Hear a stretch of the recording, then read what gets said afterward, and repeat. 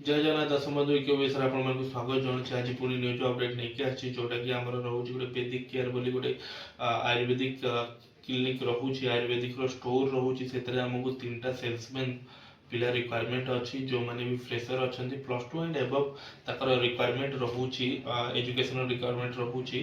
तो से आप फ्रेशर मान सैलरी 12,000 टका जो मैंने भी आयुर्वेदिक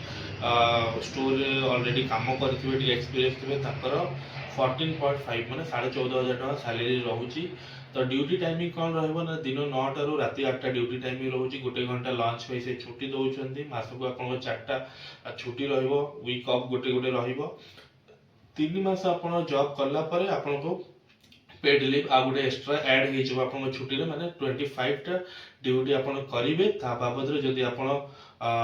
फ्रेशर अच्छा 12,000 टका जदि माने आप सीनियर एक्सपीरियंस अच्छा देन आप